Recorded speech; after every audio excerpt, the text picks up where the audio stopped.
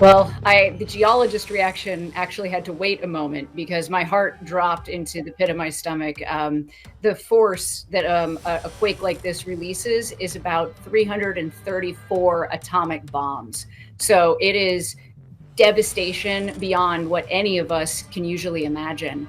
Scientifically speaking, I knew that this was going to cause widespread destruction and death.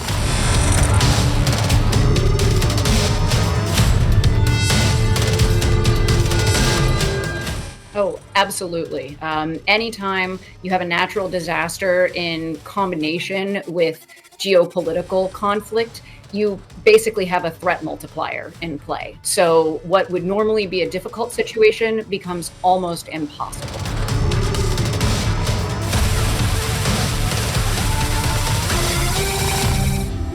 Yeah, the plate boundaries, the tectonic plate boundaries where this occurred are somewhat different than what we saw a couple of years ago. And so the movement, the ground movement involved, it's a little bit unique to that area. But in terms of like the length of rupture, this fault rupture, we're thinking that it was over 200 kilometers long, which just shows us that the devastation, as you mentioned in the earlier segment, was felt several countries away. So China, India, Thailand, and we're going to see basically the same kind of monumental recovery effort, which will only be hindered by the conflict that's currently going on in Myanmar.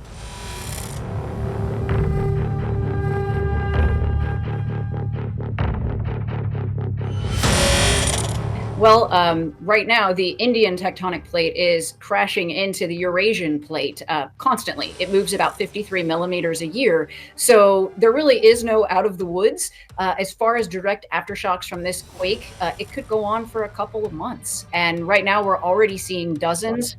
So this is a real ongoing threat for the people who live there locally.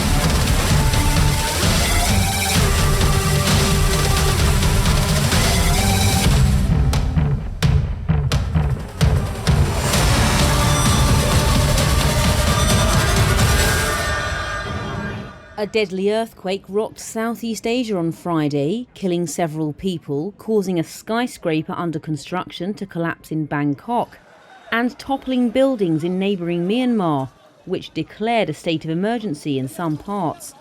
Witnesses said here several people were killed when a mosque partially collapsed, and local media said others died as a hotel caved in.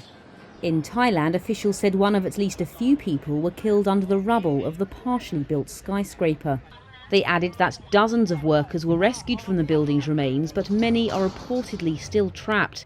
Bangkok city authorities declared the capital a disaster-stricken area, saying they needed to assess and monitor damaged areas. Here, hundreds rushed out of buildings onto the streets in panic, and during the tremors, water spilled over the side of a tall hotel building. One Thai office worker saw his building start to sway side to side. At first, I didn't realise it was an earthquake, but then I saw the table shaking, and the chair and computer started swaying too. I only knew for sure when I heard the noise of the cracking walls and cracking glass. Part of the ceiling even collapsed. That's when I had to run out. The United States Geological Survey said the quake was of 7.7 magnitude and at a depth of 6.2 miles. It was followed by a powerful aftershock. The epicenter was just over 10 miles from Myanmar's second city of Mandalay, which has a population of about 1.5 million. The country's army-run TV showed collapsed buildings and debris strewn across the city's streets. Myanmar's fire department said it had started a search to check for casualties and damage, but had no further information.